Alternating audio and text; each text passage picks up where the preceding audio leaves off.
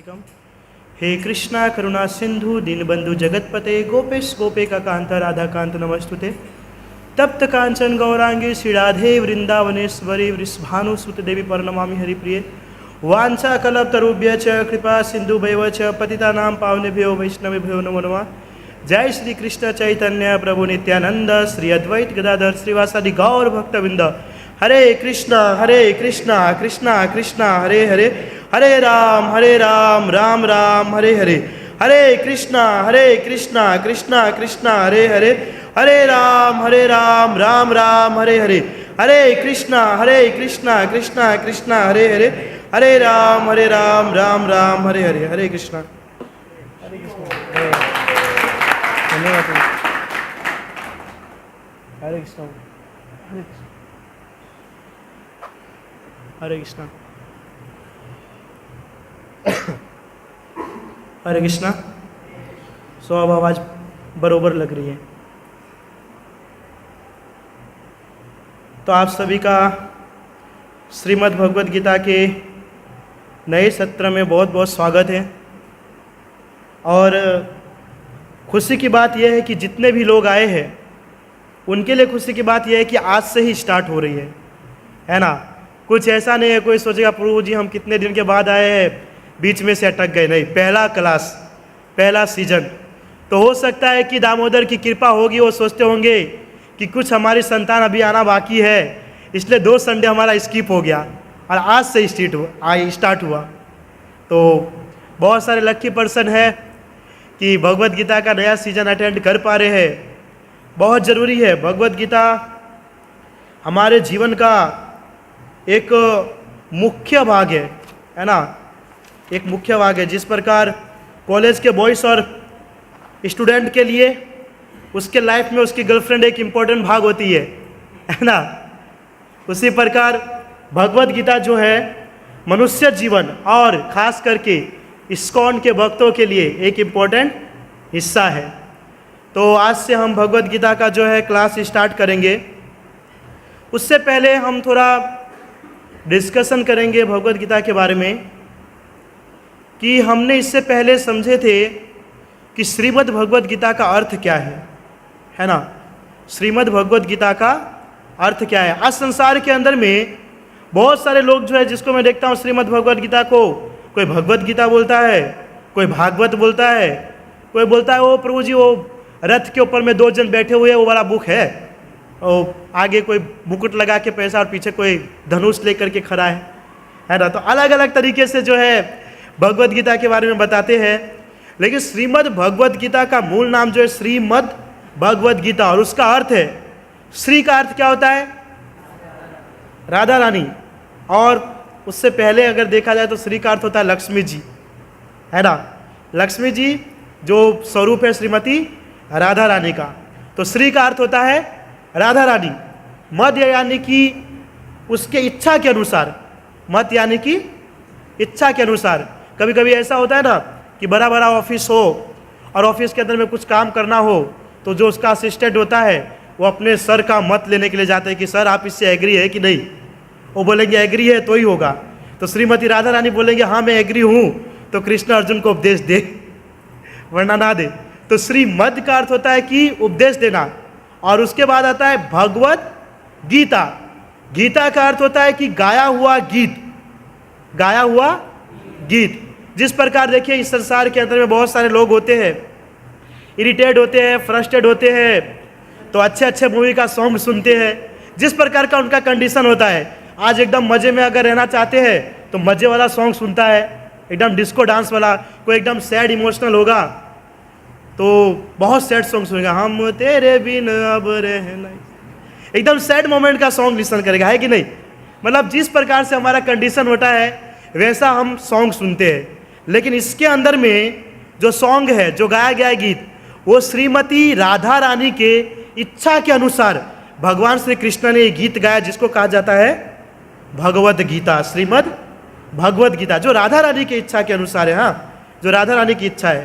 तो आप विचार कीजिए, कृष्ण अगर कोई कार्य करता है ना तो थोड़ा थोड़ा आधा अधूरा रहता है, पूर्ण नहीं होता है। लेकिन अगर उसके अंदर में राधा रानी इंक्लूड हो जाए तो वो कार्य 100% पूर्ण होना है, 100%। तो राधा रानी की इच्छा के अनुसार जो भगवान श्री कृष्ण ने गीत गाए, किसके लिए गीत गाए थे? अर्जुन के लिए। और हम सब के लिए?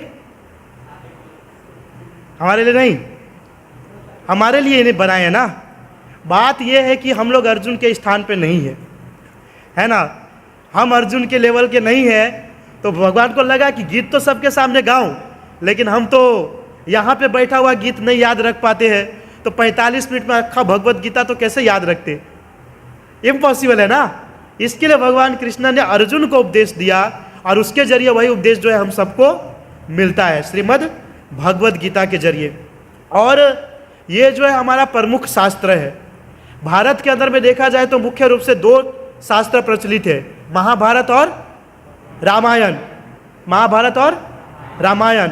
लेकिन अभी के समय में फिलहाल कलयुग को नज़र में रखते हुए सबसे जो प्रमुख शास्त्र है वो है श्रीमद् भगवत गीता, है ना। ये भगवत गीता, मैंने कहा था क्लास में बहुत पहले कि जिस प्रकार किसी व्यक्ति को अगर कपड़ा धोना है तो वॉशिंग मशीन लाते हैं, तो वॉशिंग मशीन के साथ एक बहुत बड़ा वो कागज़ देते हैं ना, मेन्यू, कि आपको कब चालू करना है, कब बंद करना है, कितने समय में कपड़ा धुला जाएगा।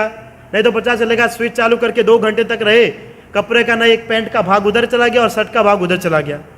तो क्या है कि कंपलसरी वो मेन्यू दिया जाता है कि इसके हिसाब से आपको ये चीज़ को चलाना है ना। तो अगर उसके हिसाब से अगर हम उस वॉशिंग मशीन को यूज करेंगे तो परफेक्ट चलेगा कि नहीं? चलेगा। लेकिन अगर हम अपने हिसाब से करें तो नहीं चलेगा। अब कोई व्यक्ति मार्केट में गया, 10 किलो आलू उठा लिया, बोलेगा प्रभु जी अब ये साल भर चलेगा, ये पॉसिबल नहीं है, एक लिमिट होती है। उसी प्रकार जीवन के अंदर में भी मनुष्य जीवन का जो मेन्यू है वो है श्रीमद् भगवत गीता। हमारे जीवन का मेन्यू है भगवत गीता। कोई व्यक्ति अगर भगवत गीता को फॉलो करके अपने जीवन को यापन करता है तो उसका जीवन 100% सक्सेस होगा। लेकिन जो भगवत गीता को छोड़ करके ये हमारे जैसे संसार के लोगों को देख करके कॉपी पेस्ट करता है कि उसने घोंसला बांध रखा है तो हम भी रख लेते हैं, वो जा रहा है कैंप में खाने पीने के लिए तो हम भी चलते हैं, तो वो व्यक्ति इसी संसार में घूम घूम कर करके यहीं पे हरि बोल हो जाएगा, उसका कुछ होने वाला नहीं है। तो हमारे जीवन का मेन्यू क्या है? श्रीमद् भगवत गीता। ओके, तो भगवत गीता हमारे जीवन का मेन्यू, और भगवत गीता क्या है वो भी हम समझ लिए। अब देखिए प्रश्न ये उठता है कि प्रभु जी कितने सारे भगवत गीता है, कितने सारे भगवत, एक भगवत गीता नहीं है। आप सबको पता होगा तो अनेकों अनेकों भगवत गीता है ना। कभी देखते हैं गीता प्रेस गोरखपुर का भगवत गीता है, कोई बाबा आ करके लिख के जाते हैं, कोई दादा लिख करके जाते हैं, बहुत सारे ऐसे होते हैं। और किसी गुरु के रूप में भी आकर के गुरु गीता भी करके कुछ है ऐसे। तो बहुत सारे अनेकों प्रकार का अलग अलग भगवत गीता है। अब व्यक्ति जो होता है, कोई चाहता है कि मैं भगवत गीता का अध्ययन करूं, तो वो सोचता है कि इसमें से कौन से गीता का अध्ययन करूं। अब है कि नहीं? सही बात है ना। अब आपको पनीर की सब्जी अच्छी लगती है तो अगर एक डिश आ जाए तो आपको मज़ा आ जाएगा। अब वही पनीर की सब्जी को 5-6 लोगों ने बना करके रख दिया है, तो आप फिर कैसे चॉइस करोगे कौन सी सब्जी खाऊं? अगर हम लोग रहेंगे तो हम तो प्रभु जी पूरे 6 के 6 थाली फिनिश कर देंगे। लेकिन इंटेलिजेंट व्यक्ति क्या करेगा? उन सबको चखेगा। इंटेलिजेंट व्यक्ति क्या करेगा? उस जितने भी 6 थाली पनीर की सब्जी की है उसमें से थोड़ा थोड़ा चखेगा, और किसको चॉइस करेगा? जो सबसे अच्छा होगा, है ना। ऐसा नहीं सिर्फ सूंघने से बोल देगा नहीं ये अच्छा है, नहीं, उसको वो चखेगा।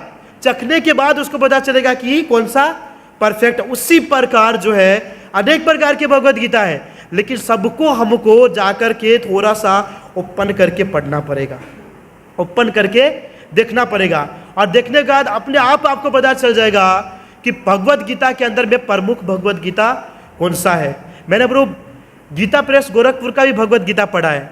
मैं आपको एक एग्जाम्पल दूं, मैं पढ़ा था 3 अध्याय का 9वां श्लोक।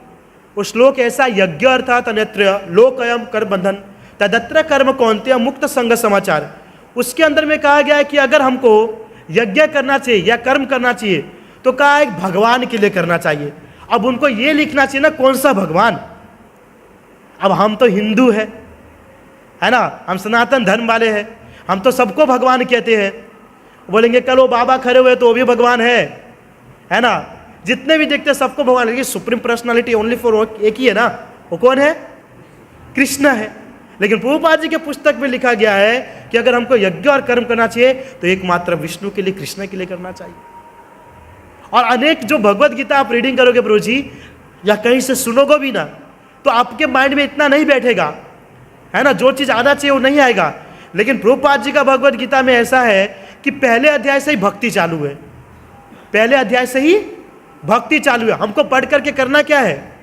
भक्ति करना है। ऐसा थोड़ी है प्रभु जी नहीं पढ़ करके आपके बेंच को मुझे लेना है ताकि मैं यहाँ पर आकर के दूसरी बार क्लास दूंगा, ये नहीं। हमारा उद्देश्य है भगवत गीता को पढ़ करके भक्ति में आगे बढ़ना। लेकिन बहुत सारे लोग जो भगवत गीता की रचना करते हैं वो अपने मन के अनुसार करते हैं। कोई बहुत दुखी होगा तो भगवत गीता के अंदर में सब श्लोक के अंदर में दुख दुख दुख प्रकट करेगा, और जब कोई व्यक्ति पूर्ण रूप से भगवत गीता पढ़ लेगा तो उसके बाद वो एकदम फ्रस्ट्रेट हो जाएगा। पूछेंगे प्रभु जी आप फ्रस्ट्रेट बहुत हो? अरे भगवत गीता पढ़ के, अरे हम तो सुने जब भगवत गीता पढ़ करके पूरा रास्ता ओपन हो जाता है, एकदम हैप्पी हो जाता है व्यक्ति। अरे नहीं प्रभु जी भगवत गीता को पढ़िए, तो सामने वाला व्यक्ति बोलेगा तो वो भी फ्रस्ट्रेट हो जाएगा। तो क्या होता है, व्यक्ति अपने मन के अनुसार उस चीज को प्रकट करता है। लेकिन हमको उसमें नहीं जाना है। जो एस एट इज, जो प्रभुपाद जी ने लिखा है यथारूप, उसी भगवत गीता को फॉलो करके आगे बढ़ना है। तो देखिए आप सबको पता है कि आज से 5000 वर्ष पहले हमारे भगवान श्री कृष्ण जो पीछे खड़े हैं वो आए थे, भले अभी पीछे खड़े पर 5000 वर्ष पहले आए थे, और आकर के बहुत बड़ा युद्ध करा के गए थे, है कि नहीं, धर्म और अधर्म का, है ना। कुछ हमारे वाले लोग थे और कुछ अच्छे लोग थे, तो दोनों के बीच में डिसीजन करना था कि कौन परफेक्ट है ना। और युद्ध देखा जाए तो मुख्य रूप से युद्ध किसके ऊपर था पता है प्रभु जी? संपत्ति के ऊपर ही मैं देखता हूँ ज़्यादातर, तो मेरे हिसाब से, है कि नहीं। भगवान कृष्ण गए थे दुर्योधन के पास, दुर्योधन को कहा कि देखो हम चाहते हैं कि महाभारत का युद्ध ना हो। भगवान कृष्ण दुर्योधन के पास जा रहे हैं कि हम चाहते हैं कि ये युद्ध ना हो, है ना। इसके लिए आप एक काम कीजिए, 5 गांव लेकर के, है ना, इस्कॉन के भक्तों को दे दीजिए, मतलब अर्जुन को दे दीजिए 5 गांव लेकर के। तो दुर्योधन ने क्या कहा कि मैं सुई की नोक की जितनी भी जगह नहीं दूंगा। एक शास्त्र में ऐसे बताया जाता है कि जब भगवान श्री कृष्ण ने कहा था दुर्योधन को जाकर के कि आप 5 गांव दे दीजिए और ये महाभारत का युद्ध होने वाला नहीं है, बंद कर देंगे, तो दुर्योधन अंदर विचार करता है कि प्रभु मैं 5 गांव तो दे दूं। दुर्योधन विचार करता है 5 गांव में क्या रखा है, पूरा हस्तिनापुर उनका है, 5 गांव में थोड़ी कुछ रखा है। बोला 5 गांव दे दूं, लेकिन अंदर से कोई बोल रहा है कि भाई मत देना। अंदर जो बैठा हुआ है वो बोल रहा है मत देना, तो अंदर कौन बैठा है? कृष्ण बैठा है ना, प्रत्येक मनुष्य के अंदर कृष्ण बैठा है। तो बाहर से कृष्ण बोल रहा है 5 गांव दे दो, और अंदर से कृष्ण बोल रहा है 5 गांव मत देना। बाहर से बोल रहा है दे दो, अंदर से बोल रहा है मत देना। यानी कृष्ण चाहते हैं धमाका होना ही चाहिए, है कि नहीं। तो महाभारत का युद्ध रचा गया।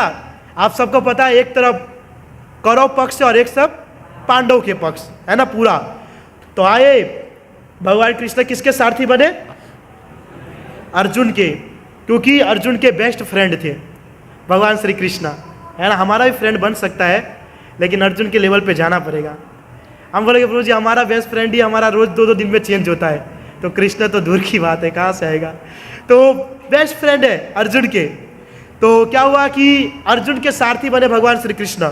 अब जब दोनों पक्ष आमने सामने आ गए तो अर्जुन जो है इतने पावरफुल, इतने एकदम जोश में थे, एक काम कीजिए रथ को लेकर के दोनों सैनिक के बीच में चलिए, देखना चाहता हूँ मुझसे पंगा लेने के लिए कौन कौन आया है ना। अब भी बताता हूँ एक ही बार में। तो कृष्ण ने कहा क्या बात है, बहुत पावरफुल, मानना पड़ेगा, क्या एक ही बार में, मतलब कृष्ण अंदर से सोच रहे होंगे मेरी जो अक्षौनी सेना है वो तो उसी की ओर है, लेकिन बोला उसको भी हरी बोल कर देगा। वाह, बोला ठीक है चलिए जैसे आपके आदेश। कृष्ण लेकर के गए दोनों सेनाओं के बीच में, और जैसे ही अर्जुन ने देखा, अरे बाप रे, ये तो हमारे पितामह भीष्म है, ये तो हमारे भाई है, हाँ ये तो हमारे, ये लगता है ये तो हमारे गुरु है, इसको कैसे मारेंगे। बस पूरा एक ही बार में जितना फॉर्म में आए थे अर्जुन हमारे, सब हरी बोल हो गया। फिर बोलते हैं कि धनुष गिरने लगा, हाथ कांपने लगा, दांत cut cut cut cut cut, ठंडी में हमारा होता है वो ऐसा। अब क्या किया जा सकता है, कुछ नहीं किया जा सकता है। तब भगवान श्री कृष्ण ने जाकर को उनको उपदेश देना चालू किया, है ना, हमारे लिए, उसके माध्यम से हमारे लिए। तो भगवत गीता के अंदर में टोटल जो है कितने श्लोक है? 700 श्लोक है। ओके, 700 श्लोक में से 574, कितना? 574 श्लोक जो है कृष्ण ने बोले हैं। 574 कृष्ण ने बोले हैं, 84 श्लोका अर्जुन ने बोले हैं, 41 श्लोका संजय ने बोले हैं और 1 श्लोका धृतराष्ट्र ने बोले हैं। आपको बताओ, भगवत गीता जो है 4 व्यक्ति के ऊपर में आधार है, 4 व्यक्ति के बीच में ये हो रहा है डिस्कशन, धृतराष्ट्र, संजय, अर्जुन और भगवान श्री कृष्ण, जिसमें से सबसे ज्यादा उपदेश जो है भगवान श्री कृष्ण दे रहे। कितना श्लोक बोले हैं? 574, और अर्जुन ने 84 और संजय ने 41 और 1 श्लोक बोले हैं हमारे धृतराष्ट्र जी ने। विचार कीजिए कि सबसे जो युद्ध करने वाले जो मेन नागरिक थे हमारे परम पूज्य धृतराष्ट्र जी थे, लेकिन भगवत गीता का शुरुआत ही उनसे हुआ। धृतराष्ट्र उवाच, धर्म क्षेत्र कुरुक्षेत्र, उनसे ही स्टार्ट हुआ ना, धृतराष्ट्र से ही स्टार्ट हुआ पहला श्लोक। तो इस प्रकार टोटल मिलाकर के 700 श्लोक है। और एक और थोड़ी सी पॉइंट है जो थोड़ा हमारे माइंड के ऊपर जाएगा, पर पकड़ने की कोशिश कीजिएगा आप, है ना। तो देखिए, भगवत गीता जो है कहाँ से आया हुआ है? महाभारत से। महाभारत से आया हुआ है ना भगवत गीता। तो देखिए, कहते हैं कि 2 प्रकार के शास्त्र का वर्णन होता है, एक श्रुति और एक स्मृति। कौन सी? एक श्रुति और दूसरी स्मृति। श्रुति का अर्थ क्या होता है? जो डायरेक्ट भगवान के द्वारा बोला गया हो, जो डायरेक्ट भगवान के द्वारा बोला हुआ उसे श्रुति कहते हैं। और जो व्यक्ति ने भगवान के द्वारा बोला गया उपदेश को सुनकर के लिखित रचना करता है उसको कहते हैं स्मृति। ओके, तो श्रुति के अंदर में क्या आता है? वेद, 4 वेद डायरेक्ट भगवान के द्वारा है, और भगवत गीता वो भी भगवान के द्वारा ही है ना, एक बार के लिए यहाँ पर मान जाते हैं। और स्मृति के अंदर में आता है महाभारत, रामायण, उपनिषद, जितने ही मतलब कि वेद व्यास जी ने लिखित किए हैं उसको कहा जाता है स्मृति। अब आप देखिए, भगवत गीता को हमने यहाँ पे श्रुति कहा, लेकिन इसको तो वेद व्यास जी ने लिखा था, महाभारत के अंदर में लिखा था ना। 1 लाख श्लोक में से ही 700 श्लोक आया है ना, तो फिर भगवत गीता क्या हुआ? श्रुति या स्मृति? बताइए, श्रुति वाले कौन कौन है? थोड़ा ऊपर कीजिए, जो श्रुति समझते हैं, जो भगवत गीता श्रुति है, जो डायरेक्ट भगवान के द्वारा बोला गया है, वो कौन कौन है? Hands up. चंदन प्रभु, 3-4 प्रभु जी है, पीछे वाले भी है। श्रुति जो भगवान के द्वारा बनाया गया है। ओके, अब स्मृति में कौन कौन है? Hands up. स्मृति, अच्छा आप सब। और श्रुति और स्मृति दोनों है, वो उसमें मैं भी हूं। श्रुति और स्मृति, परफेक्ट श्रुति और स्मृति है, क्योंकि भगवान के द्वारा बोला गया है, लेकिन स्मृति यानी कि वेद व्यास जी ने उसको लिखा भी है, तो स्मृति हो गया। तो भगवत गीता श्रुति और स्मृति दोनों है। ओके, तो भगवत गीता के आज हम पहला जो PDF है वहां से स्टार्ट करेंगे। कृपया करके आप सब ध्यान देने का प्रयास करें, और जितना मैंने शुरुआत में समझाया है आई होप आपको समझ आ गया होगा। ठीक है, तो पहला जो आपको दिख रहा है स्क्रीन के ऊपर में, आप सबको पढ़ पा रहे हैं ना, है ना। तो बताया गया है सबसे पहले जिज्ञासा, लिखा हुआ है जिज्ञासा, जो गुजराती माँ से समझी ले, जो हिंदी माँ से पर, है ना, जिज्ञासा लिखा हुआ है। देखिए, व्यक्ति को मनुष्य जीवन मिला है ना प्रभु, तो मनुष्य जीवन के अंदर में जिज्ञासा होना चाहिए, है ना। मनुष्य जीवन मिला है तो उसके अंदर में उसको जिज्ञासा होना चाहिए। हमारा एक शास्त्र है, उसके अंदर में कहा गया है, वैदिक शास्त्र, उसके अंदर पहला श्लोक है कि अर्थातो ब्रह्म जिज्ञासा। जब तक व्यक्ति किसी का जिज्ञासा नहीं करता है तब तक वो आगे नहीं बढ़ सकता। ओके, अब देखिए कोई एक एग्जाम्पल लेते हैं, जैसे कि स्कूल है, स्कूल के अंदर में हम सब बैठे हैं। ओके, हम सबको पता है हम फिजिकली स्कूल में रहते हैं, मेंटली कहीं और रहते हैं, लेकिन फिर भी एग्जाम्पल है कि स्कूल में बैठे हैं, टीचर हमको समझा रही है, टीचर पूछेगी किसी का कोई प्रश्न है, तो हम सब क्या बोलेंगे? आजू बाजू पहले देखेंगे, तेरा कुछ है? मेरा तो है। अरे कहीं गलत हुआ तो रहने देने, मेरा भी क्वेश्चन नहीं है ना। कोई क्वेश्चन नहीं करता है। जो क्वेश्चन नहीं करता वो पता है कौन से लिस्ट वाले होते हैं? ब्लैक लिस्ट वाले, पीछे के बेंच वाले।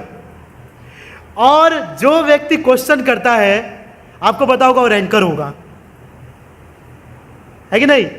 जो स्कूल के अंदर में क्वेश्चन करता है वो रैंकर बनता है, और जो नहीं करता है वो भयंकर बनता है। वो हमारे जैसे वाले हैं, क्योंकि हमने सुना ही नहीं टीचर ने क्या पढ़ाया। अब टीचर ने जो पढ़ाया वो सुना ही नहीं, तो क्वेश्चन कहाँ से जागृत होगा प्रभु जी? सुनना भी तो जरूरी है ना, सुनेंगे तो क्वेश्चन आएगा ना, सुना ही नहीं तो कैसे होगा? तो उसी प्रकार जो व्यक्ति ने जिज्ञासा किया वो फर्स्ट रैंक से पास हुआ, और जो जिज्ञासा नहीं किया आज आलू पूरी, दही पूरी, सेव पूरी, मसाला पूरी बना रहे होंगे, है कि नहीं?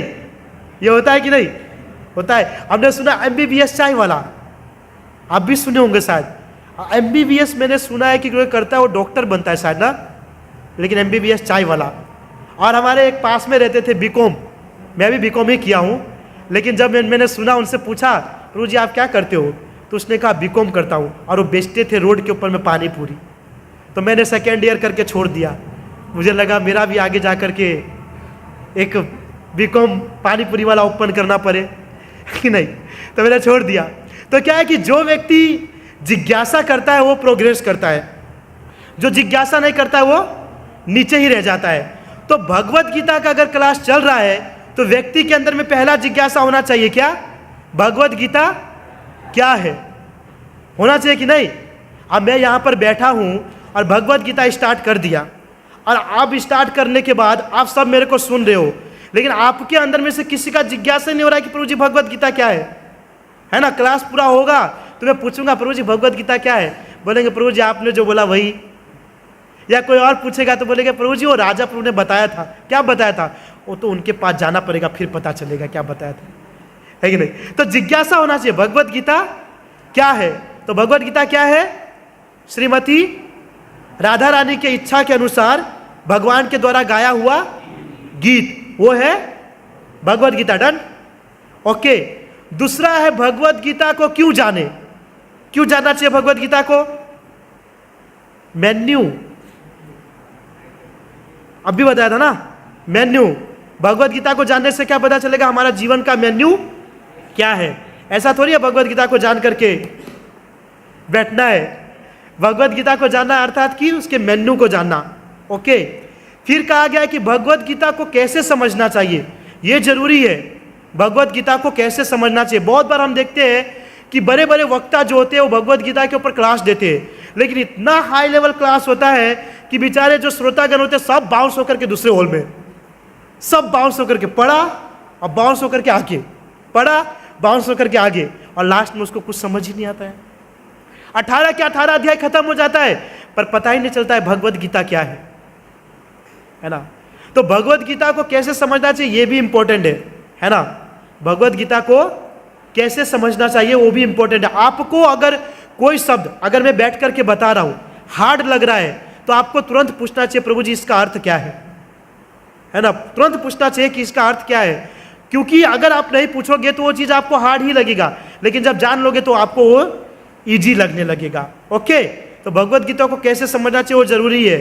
सिर्फ भीड़ लगा करके सुनना नहीं, समझना भी जरूरी है कि नहीं? समझना जरूरी है, नहीं तो 3 घंटे के मोटिवेशनल स्पीकर के पास गए, वहां पर सुन ले 3 घंटे, आकर के पूछेंगे क्या सुना, मजा आ गया, कुछ भी सुना, पता नहीं है क्या, पर बहुत मजा आया। क्या मजा आया? मैं सब कुछ कर सकता हूं। ओके, ठीक है। फिर आगे कहा गया है कि भगवत गीता का ज्ञान किससे ग्रहण करना चाहिए, यह भी बहुत जरूरी पॉइंट है कि भगवत गीता का ज्ञान किससे ग्रहण करना चाहिए। कोई भी व्यक्ति के पास जाकर के हम भगवत गीता नहीं समझ सकते। कोई व्यक्ति बोलेगा कि चलो हम भगवत गीता क्लास चालू करेंगे, बोलेंगे प्रभु जी भगवत गीता का अर्थ क्या होता है, बोलेगा भगवत गीता का अर्थ भगवत गीता होता है। या बोलेंगे प्रभु जी भगवत गीता के अंदर में कितना श्लोक है, नहीं पता। भगवत गीता में कौन कौन श्लोक बोल रहे, नहीं पता। तो आपको यह भी जानना चाहिए कैसे व्यक्ति के पास जाकर के भगवत गीता को समझना है कि नहीं? हर कोई भगवत गीता नहीं समझा सकता ना, कि समझा सकता है? नहीं समझा सकता ना। अब आप कोई बहुत जिज्ञासा वाले होंगे, नहीं प्रभु जी मुझे भगवत गीता समझना है, तो कोई व्यक्ति रोड के किनारे में पोटली मार करके जा रहा होगा, उसको बोलेगा प्रभु जी थोड़ा भगवत गीता समझाइए। वो आपको क्या समझाएगा? भाई तुम भी ये करो और मेरे साथ जैसे रोड के किनारे पड़ जाओ, है कि नहीं? जिस व्यक्ति के पास जैसा ज्ञान होगा वो वैसा ही ज्ञान देगा ना। तो भगवत गीता ऐसे व्यक्ति से समझना चाहिए जिसको नॉलेज हो। ऐसा नहीं है कि मेरे पास भी नॉर्मल ही है, लेकिन फिर भी मैं प्रयास करूंगा कि आपको जितना हो सके उतना समझाऊं। तो ये इंपॉर्टेंट है। ओके, तो आगे का पॉइंट, सामान्य मंतव्य। अब ये पॉइंट देखेंगे कि संसार के अंदर में लोगों का मंतव्य कैसा होता है। जब किसी को हम भगवत गीता के बारे में बोलते हैं तो व्यक्ति उसके ऊपर में विचारधारा कैसे करता है। हाँ, तो जब किसी को बोलते प्रभु जी भगवत गीता को पढ़िए, तो वो कहता है कि भगवत गीता जो है प्रभु जी वो यंग अवस्था में पढ़ने वाली चीज नहीं है, तो कब? बुढ़ापे में पढ़े जाने वाली किताब है। अच्छा, बुढ़ापे के अंदर में व्यक्ति छड़ी के बिना चल नहीं सकता है, हाथ काम नहीं करता है, जब तक बुक यहां पर ना हो ना तब तक पढ़ नहीं सकता है, हाँ, कान से सुन नहीं सकता है, और कहते भगवत गीता पढ़ो तो बुढ़ापे में पढ़ेंगे।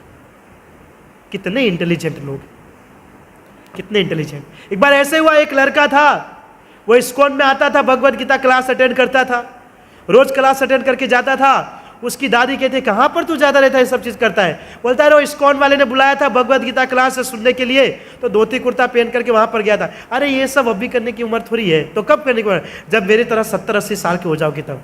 क्या बात है दादी जी, 70-80 साल के हो जाओगे तब। तो वो लड़का बहुत इंटेलिजेंट था, तो बोला दादी जी आप 70-80 साल के हो गए, पर मैंने कभी आपको भगवत गीता पढ़ते देखा नहीं। आप मुझे उपदेश दे रहे हैं कि इस समय में हमको पढ़ना चाहिए, पर मैं तो आपको अभी तक देखा नहीं। तो बोलता अरे आंख अंदर घुस गई है, कान से सुन नहीं सकती हूं, मुंह से बोल नहीं सकती हूं, तो आप मुझे क्यों उपदेश दे रहे? अरे पता है क्या होता है संसार के अंदर में? संसार के अंदर में हमारा मित्र भी होता है ना, वो सोचता है मैं गधा हूं तो मेरा मित्र भी गधा रहना चाहिए। वो आगे नहीं, सच्ची में रियलिटी है। वो सोचता है कि मैं पानी पूरी का लारी चालू करूंगा तो वो भी वही चालू करे, उसके आगे नहीं। तो बहुत सारे लोगों का यह मंतव्य है कि भगवत गीता जो है वो बुढ़ापे में पढ़े जाने वाली किताब है। नहीं, बुढ़ापे में पढ़ी जाने वाली किताब थोड़ी है वो। नहीं तो अर्जुन और कृष्ण जब ओल्ड हो जाते तब बोलते कृष्ण श्रीमद् भगवत गीता अर्जुन पहला अध्याय। हाँ प्रभु बताइए। नहीं, अरे प्रहलाद महाराज जी कहते हैं कौमार आचरित प्रज्ञा धर्मान भागवतानि दुर्लभम मनुष्य जन्म तदत्यव दूरम अर्थदम। कहते हैं कि जब से हमको भक्ति का ज्ञान आ जाए तब से हमको भक्ति में लग जाना चाहिए। भक्ति का कोई एज थोड़ी है प्रभु। हाँ, कोई एज है? आप लोग क्लास में बैठे हो, आप लोग के पास प्रमाण पत्र है, 5 मिनट के बाद आप जीवित रहोगे? बताइए तो कोई कि नहीं प्रभु मैं रह लूंगा। किसी के पास प्रमाण नहीं है। आज देखते संसार के अंदर में खाते खाते मर जा रहे हैं। मैं देखता हूं बहुत, गरबा खेलते खेलते 2 दिन लुढ़क गए, कुछ भी। और सबसे बड़ी बात तो ये है, पहले के समय में जो बुढ़े हो जाते थे ना वो मर रहे थे, अब भी जो पहले यंग है वही मर रहे हैं। 24 साल तक के एज वाले को ही सब आ रहा है, बाकी जो पीछे वाले हो तो तोड़ तोड़ के खा रहे हैं। हाँ? तो मृत्यु का कुछ ठिकाना नहीं है। और मंतव्य क्या रहता है? भगवत गीता तो बुढ़ापे में पढ़े जाएंगे, को प्रणाम करना चाहिए। दूसरा पॉइंट है पूजा घर में रखे जाने वाली किताब, बहुत बढ़िया। हम एक बार डिस्ट्रीब्यूशन के लिए गए थे, तो क्या हुआ कि वो माता जी को हमने कहा कि माता जी भगवत गीता लीजिए। तो कहा प्रभु जी हमारे पास भगवत गीता है। तो मैंने कहा कि एक काम कीजिए, लेकर के दूसरे को डिस्ट्रीब्यूट कीजिएगा। बोला नहीं नहीं प्रभु जी मेरे पास है। तो मेरा कैसा है, मैं कभी कभी बोल देता अच्छा दिखाइए, मतलब बोलना नहीं चाहिए लेकिन मैं बोल देता हाँ दिखाइए। तो माता जी बोले कैसे प्रश्न पूछ रहे हो, आप बोल रहे हो ना है? बोला माता जी ऐसा नहीं है, मुझे पता है आपके पास है, लेकिन क्या है मेरे साथ 3-4 यूथ है ना, उसको लगना चाहिए कि हाँ है, इसके लिए। बाकी मुझे तो प्रॉब्लम, मुझे पता है 100% है। तो माता जी लेकर के आई भगवत गीता, तो देखा पूरा लाल कपड़ा में बंधा हुआ, पूरा लाल कपड़ा में। उन्हें मरने के बाद अस्थि को एक लाल कपड़े में बांध करके रखते हैं, कुछ समय बाद गंगा में स्वाहा। तो पूरा लाल कपड़ा में भगवत गीता बंधा हुआ। और मैंने बोला माता जी भगवत गीता बता यही है? तो बोला ये भगवत गीता है। हाँ प्रभु जी खोला तो उसके अंदर से कितने सारे कॉकरोच निकले। बोला कितने समय से वो भगवत गीता को लाल कपड़े में बांध करके मंदिर में रखे थे। तो भगवत गीता जो है वो लाल कपड़े में बांध करके मंदिर में रखने की वस्तु नहीं है, उसको पढ़ने की वस्तु है, उसको पढ़ना चाहिए, है ना। बाइक नया लाया, ला करके एकदम पैक करके रख दोगे, कोई आएगा तो हाँ ये मेरा बाइक है, क्या करते हो, कुछ नहीं, पड़ा रहता है, जा करके वो खराब हो जाएगा, उसको चलाना पड़ता है कि नहीं। उसी प्रकार भगवत गीता को घर में, मैंने बहुत सारे लोगों को देखा है, बहुत सारे लोगों का ऐसा मंतव्य है कि भगवत गीता एक धार्मिक पुस्तक है, तो प्रभु जी क्या करना चाहिए, उसको मंदिर में लाल कपड़े में बांध करके रखना चाहिए। भगवान कृष्ण सोच रहे होंगे भाई मेरी वाणी है, स्वयं उसके अंदर में वो खोलो यार, जकर गया अंदर, लेकिन बांध करके भगवान को रख देते हैं। तीसरा क्या है, व्यक्ति का बोलता है प्रभु जी धार्मिक पुस्तक है इसलिए हम नहीं पढ़ सकते, क्यों प्रभु जी हम तो बहुत पापी जीव है। क्या बात है, संसार में लगता उनसे बड़ा पापी कोई है ही नहीं जी, हमने बहुत गंदा गंदा कर्म किए हैं, बहुत मांस मच्छी खाए हैं, मटन खाए हैं, चिकन खाए, भगवत गीता धार्मिक पुस्तक, उसको कैसे पढ़ेंगे। अच्छा तो आप विचार कीजिए, भगवत गीता क्या साधु को पढ़ने की चीज है? भगवत गीता साधु को पढ़ने की चीज है कि जो बिगड़ा हुआ है, जो पापी मनुष्य है उसके लिए, जो बिगड़ा हुआ व्यक्ति है उसके लिए भगवत गीता है ना। व्यक्ति को जब भगवत गीता बोलते हैं कि हम बहुत पापी हैं, चीज को नहीं पढ़ सकते। हमने एक रील्स देखे थे, उस रील्स के अंदर में ऐसा था कि एक इस्कॉन का डिवोटी, एक व्यक्ति था, बाहर आया, वो खा करके चिकन मटन खाया था, उसको जब भगवत गीता गया तो बोला नहीं नहीं मैं भगवत गीता को टच नहीं कर सकता।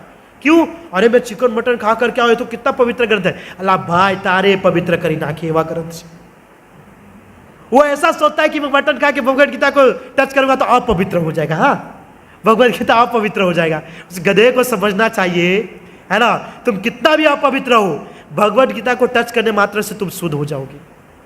भगवत गीता को टच करने मात्र से तुम शुद्ध हो जाओगे। लेकिन बहुत सारे व्यक्ति नए नए धार्मिक पुस्तक है, धार्मिक पुस्तक है, फिर बहुत सारे हम भी कहते हैं हाँ यार धार्मिक पुस्तक है, हमको पता चल जाता है उसके लेने की इच्छा नहीं है। ठीक है प्रभु जी, आप मजे कीजिए, पता नहीं कब वो शुद्ध होगा और कब भगवत गीता पढ़ेगा, भगवान जाने। और किसी किसी का मंतव्य होता है कि वो गुड श्लोक यानी कि रहस्यमय श्लोकों से भरा हुआ किताब है ना। और प्रभु जी हम तो कभी भी संस्कृत पढ़े नहीं है, हम तो कभी संस्कृत पढ़े नहीं है, तो हम तो इसके बारे में जान ही नहीं सकते, इसके लिए भगवत गीता हमारे लिए नहीं है। तो ये चार प्रकार के बहाने हैं, चार प्रकार के बहाने हैं जो व्यक्ति को भगवत गीता नहीं पढ़ना है। ओके, आई होप कि इस बहाने में से आप में से कोई नहीं है कि नहीं। तो ठीक है, गीता महात्म्य का श्लोक चालू करेंगे। देखिए भगवत गीता के अंदर में आपको बताऊं, जो 700 श्लोक है वो भगवान कृष्ण के द्वारा ही है भगवत गीता। लेकिन भगवत गीता चालू होने से पहले 7-8 गीता का महात्म्य है। उस श्लोक को पता है किसने लिखा है? श्रीपाद शंकराचार्य ने। शंकराचार्य ने भगवत गीता चालू होने से पहले 8 श्लोक को लिखा है। आप जब उस 8 श्लोक को देखोगे ना पागल हो जाओगे, कितना भयंकर श्लोक लिखे हैं शंकराचार्य ने। उस 8 श्लोक को लिखा है। आपको बताओ तो शंकराचार्य का फिलोसॉफी जो है निराकारवादी होता है कि भगवान नहीं होता है। लेकिन बहुत सारे जगह पे शंकराचार्य ने कहा है कि भज गोविंदा भज गोविंदा भज गोविंदा मुड मटे। उसने कहा है कि गोविंद का नाम भी लेना है। लेकिन उनके शिष्य जो उस चीज़ को फॉलो किया है, लेकिन अच्छे चीज़ को फॉलो नहीं किया। जैसे मैं यहाँ पर ज्ञान की बात बताऊंगा तो आप सब ऐसे बोर हो जाओगे, जैसे ही गर्लफ्रेंड बॉयफ्रेंड का ओह हंसी आ जाएगी, है ना, सही बात है ना।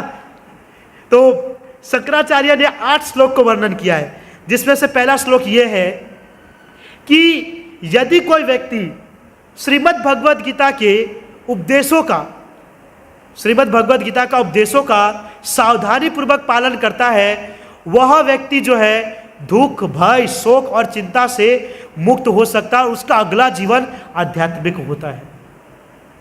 कितनी बड़ी बात कहा है कि कोई व्यक्ति जो भगवत गीता के उपदेशों को ध्यान पूर्वक सावधानी पूर्वक श्रवण करता है, ध्यान पूर्वक, हमारी तरह नहीं फिजिकली या मेंटली क्यारे पूરું करे प्रभु जी जવું છે ઘરે, ત્યાં રમવું છે, क्रिकेट के खाऊ से, आपके पीऊ से, जो भी माइंड के अंदर में चलता रहता है वो नहीं। जो ध्यान पूर्वक श्रवण करता है वो कहता है वह व्यक्ति दुख भय शोक और चिंता से मुक्त हो जाता है। आज संसार के अंदर में व्यक्ति जो देखोगे आप बार बार यही प्रयास करता है कि अपने दुख से किस प्रकार मुक्त हो।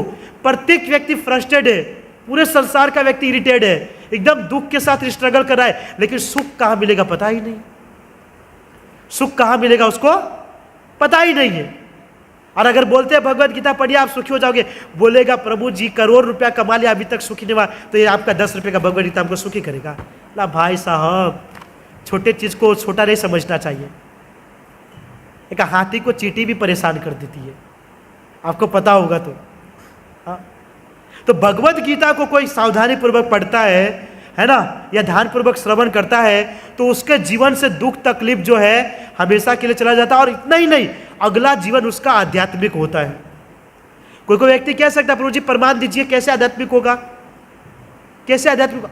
क्योंकि कहते हैं हम कि जो व्यक्ति इस संसार के अंदर में मरते समय जिस चीज का स्मरण करता है, अगला जन्म उसको उसी का मिलता है। कोई कुत्ते का स्मरण करेगा तो अगला जीवन, कोई बिल्ली का स्मरण करेगा तो अगला जन्म, शेर का स्मरण करेगा तो शेर भी बनता है। जो चीज का स्मरण करता है अगला जीवन उसको वो मिलता है।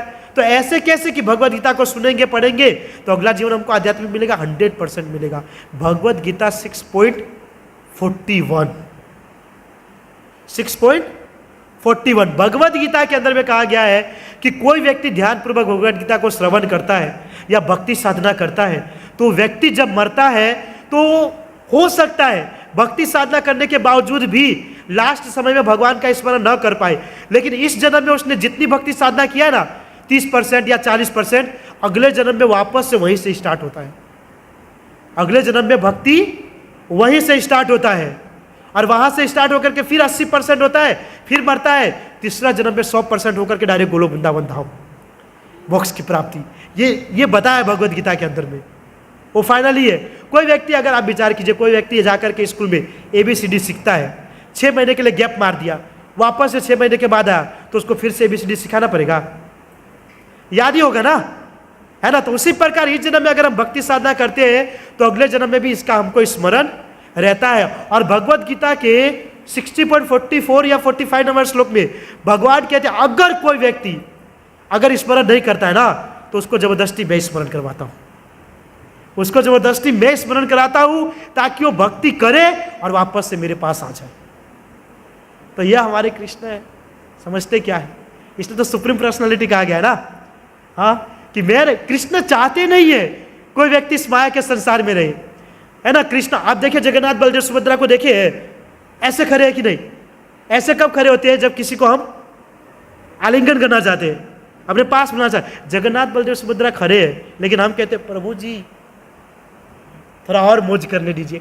करो करो, पर दयालु है जगन्नाथ जी, वो जगन्नाथ जी दयालु है। ऐसा नहीं जब आप ना बोल देते तो ऐसे हाथ कर लेता है, तो भी ऐसे ही बैठे हैं कि आप कैसे भी हो, लेकिन मेरी शरण में आ जाओगे ना, वापस तो तुमको यहां नहीं आने दूंगा, वापस इस दुखाले संसार में तुमको नहीं आने दूंगा, हमेशा के लिए मैं अपने पास बुला लूंगा। इस प्रकार जगन्नाथ बलदेव सुभद्रा खड़े हैं, बस हमको जाने के लिए रास्ता बनाना, और रास्ता है भगवत गीता के जरिए, वो रास्ता बनाना है। बाकी एक्सेप्ट करने के लिए तो भगवान तो तैयारी है। आपको सबसे बड़ी बात बताऊं कि कोई व्यक्ति जब भगवत गीता श्रवण करता है या भक्ति में आता है, तो व्यक्ति जब पाप करता है ना, कुछ भी मिस्टेक से भी या कुछ भी, तो आपको बताऊं कृष्ण बोलते मैं उस पाप को नहीं देखता हूं, मैं ये देखता हूं कि वो संडे आके क्लास में बैठता है। कितना बड़ा ऑफर है प्रभु। आप देवी देवताओं का आप एक मंत्र गलती से उच्चारण कीजिए, पतित से पावन हो जाओगे। कहां से कहां हो जाएगा पता ही नहीं चलेगा।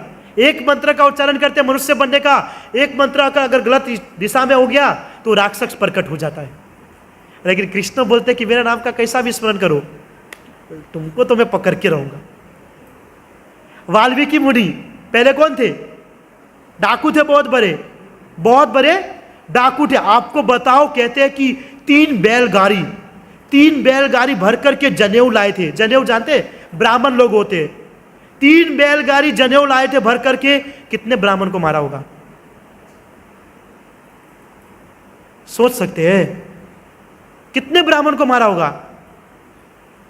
3 जनेऊ बैलगाड़ी के ऊपर में भर करके लाए थे। हम सोच ही नहीं सकते, अनलिमिटेड। उस व्यक्ति को नारद मुनि ने जाकर के कहा कि आप भगवान का राम नाम लीजिए। अब उसने तो हमेशा तो गंदा ही काम किया है, कभी अच्छा काम नहीं किया। तो उसने कैसे स्टार्ट किया? मरा मरा, उल्टा नाम जगत जग जाना, वाल्मीकि भया ब्रह्म समाना।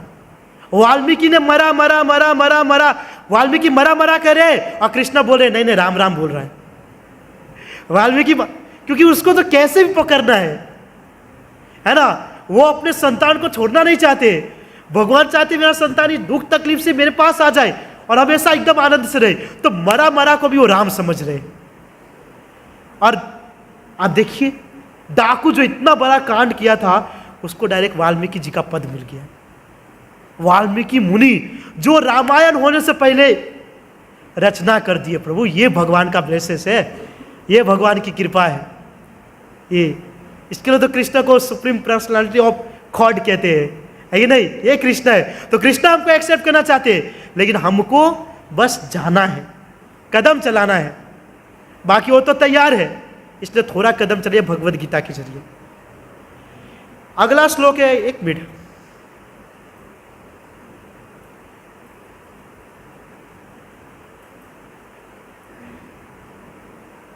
अच्छा ये श्लोक बताया गया है, तीसरा नंबर है ना, दूसरे श्लोक में गैप लगाया गया लगता है। ओके, जो थर्ड नंबर श्लोक है इसके अंदर बताया गया है कि कोई व्यक्ति हर रोज जल से किया हुआ स्नान मनुष्य के मैल को दूर करता है, किंतु यदि मनुष्य भगवद गीता रूपी जल में एक बार भी स्नान कर ले तो भव सागर की मलिनता से सदा के लिए मुक्त हो जाता है। बहुत बढ़िया बताया यहाँ पे श्रीपाद शंकराचार्य ने कि व्यक्ति जो है जल से स्नान करता है, लेकिन उनको नहीं पता था कि आगे जाकर के नया नया साबुन का भी उपयोग करेगा, लाइफ बॉय, डिटॉल, ये सब का भी उपयोग करता है अपने शरीर से मैल निकालने के लिए।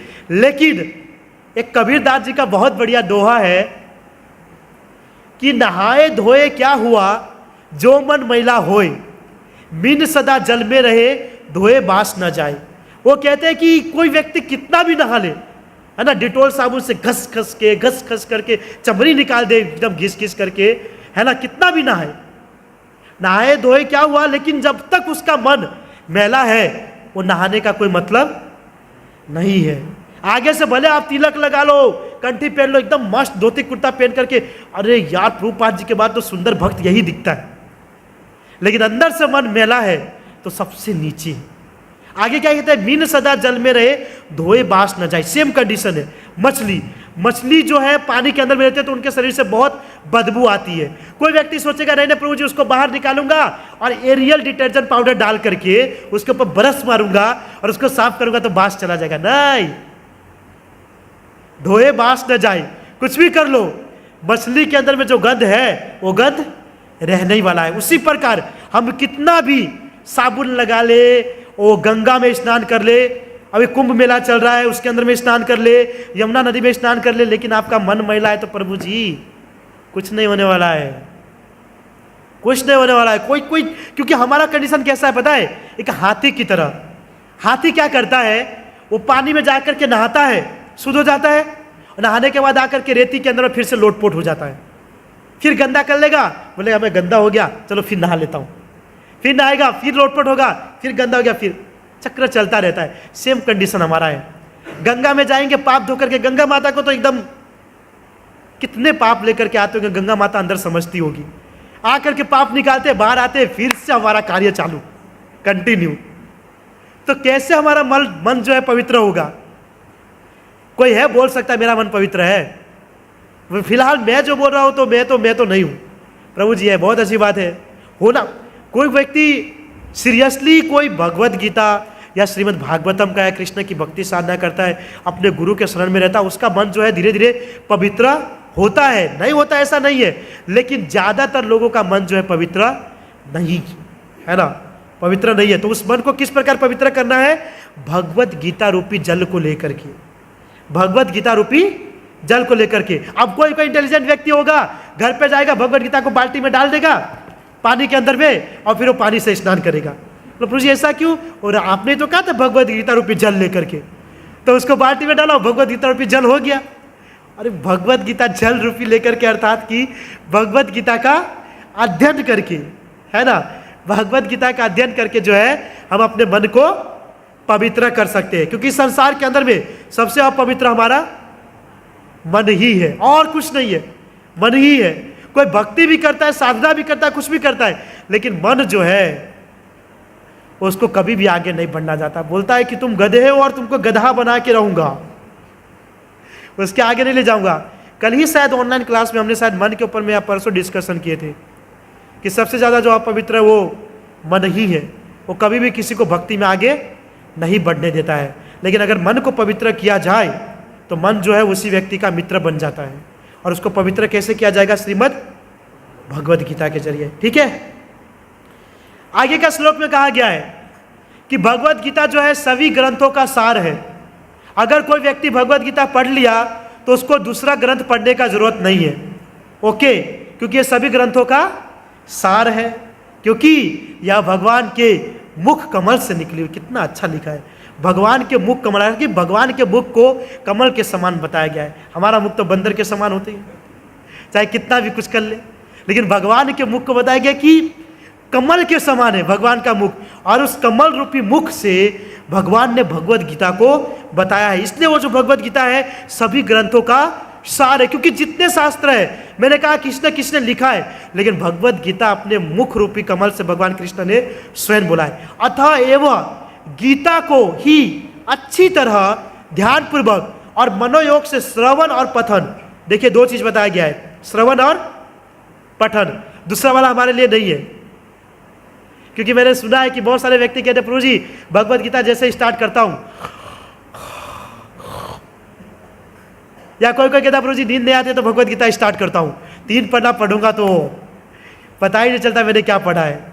तो कम से कम श्रवण के जरिए पर अभी देखा जाता है, श्रवण में भी बहुत सारे व्यक्ति, कभी एक बार क्या हुआ, एक गांव के अंदर में कथा हुआ, राधा गोविंद महाराज जी बता रहे थे। तो उस कथा के अंदर में बहुत सारे व्यक्ति आए, गांव के बहुत सारे व्यक्ति भी उसके अंदर में थे, ऐसे जिसको इंटरेस्ट नहीं था। तो किसी ने कहा कि कथा चल रहा है, चलो चलते। तो बोला कि यार मैं तो कथा नहीं सुनूंगी, मुझे मज़ा नहीं आता है। तो उसने कहा कि अरे हमको कथा सुने थोड़ी जाना है, हम जो रोज नींद की दवाई लेकर के सो रहे हैं, अब कथा सुनेंगे तो ऑटोमेटिक सो जाएंगे। अच्छा, कितना घंटा? 4 घंटे की पूर्ण नींद, 4 घंटे की संपूर्ण नींद मिले मुझे, क्या बात है। चलो सबके सब कथा में गए, 4 घंटे तक मस्त सोए और लास्ट में से निकला। फिर बोलते हैं कि सीता माता को राम लेकर के गया था कि रावण लेकर के गया था। तो बहुत सारे व्यक्ति जो होता है क्लास के अंदर में फिजिकली रहता है लेकिन मेंटली कहीं और। लेकिन भगवान ने कहा है कि जो व्यक्ति ध्यान पूर्वक और अपने मन से इस भगवद गीता को श्रवण और पठन करता है, इसके उपरांत अन्य शास्त्रों और ग्रंथों को पढ़ने या संग्रह करने की कोई आवश्यकता नहीं है। ने बहुत सारे व्यक्ति को देखा है, बोलता प्रभु जी मैं ये पुराण पढ़ लूंगा, ये ग्रंथ पढ़ लूंगा, ये कर लूंगा, वो कर लूंगा। क्या कर लेगा करने के बाद? हाँ, कृष्ण के ऊपर बन जाएंगे। हाँ, कोई कोई व्यक्ति का मत होगा क्योंकि कृष्ण तो भगवद गीता का, हम तो इतने सारे ग्रंथ को पढ़ लिए। अरे जब भगवद गीता के अंदर में भगवान श्री कृष्ण कह रहे हैं कि भगवद गीता सभी ग्रंथों का सार है, तो अन्य ग्रंथ को पढ़ने की क्या जरूरत है? हम एक चीज को परफेक्टली नहीं पढ़ पाते हैं और अनेक चीज की बात करते हैं। हाँ, आप सब प्रैक्टिकली समझिए। आप सब स्कूल में थे, मैथ्स होता था, इंग्लिश होता था, साइंस होता था, सोशल साइंस, गुजराती, हिंदी। बताइए आपके अंदर में ऐसा क्षमता था कि सबको पढ़ लूं? हम सोचते थे कि अगर सिर्फ हिंदी रहे ना कविता वाला तो बहुत बढ़िया है प्रभु जी, इसके बाद मैथ्स क्यों आ रहा है, या मैथ्स के बाद साइंस, यार ये H2O CO2 ने प्लस ने माइनस, तो क्या क्या क्या Prabhu ji, minus plus minus minus minus minus plus, क्या पूरा दही चूरा एकदम मिक्स कर दिया है कि नहीं? पर कोई एक ही चीज को अगर परमानेंट पढ़े, जब कोई इंजीनियर बनता है तो इंजीनियर के अंदर में सब्जेक्ट आता है, सब रिलेटेड आता है, पर है कि नहीं? तो उसको पढ़ता है तो ध्यान पूर्वक पढ़ता है। उसी प्रकार कोई भगवद गीता को केवल पढ़ लेता है ना, तो पूरा शास्त्र उसके अंदर में आ जाता है कि नहीं?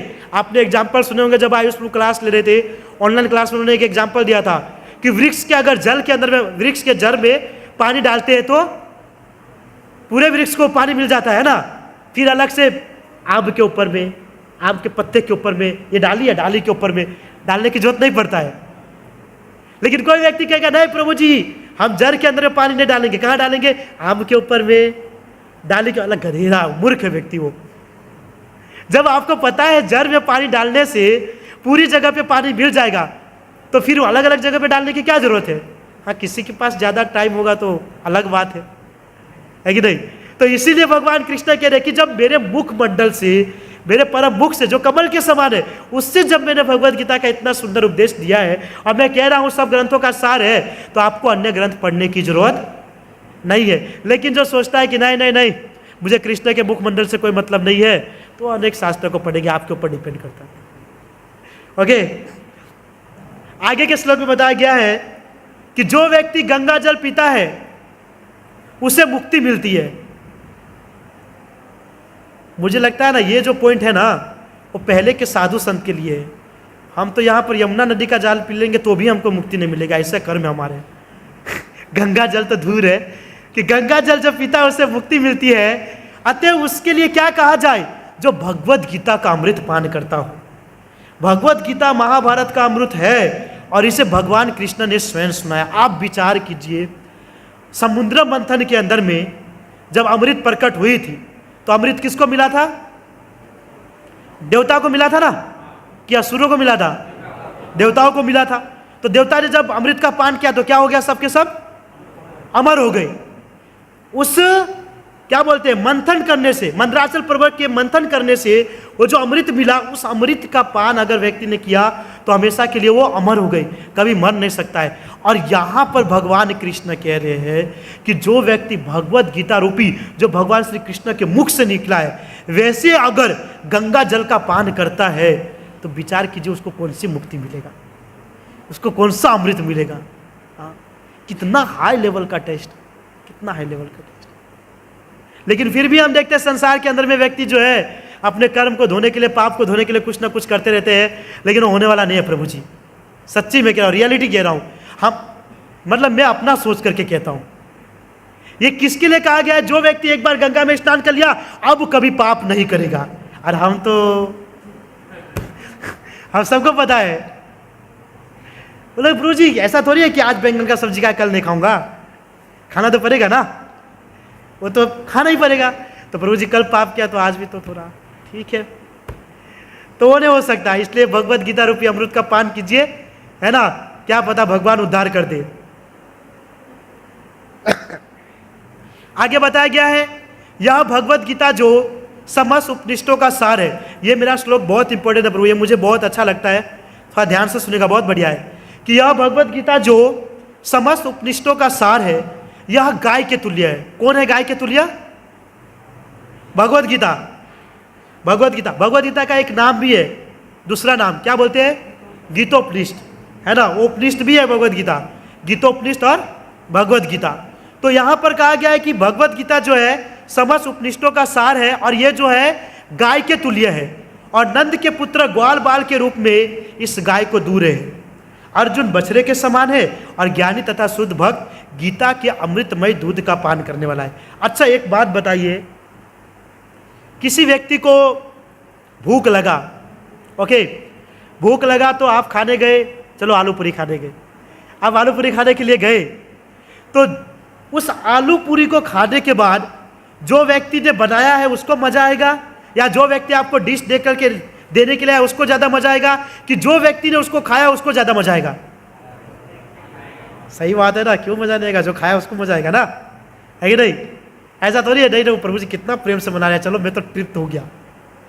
ना ना भाई, 30 रुपया आई पास खाई तो खबर पड़े।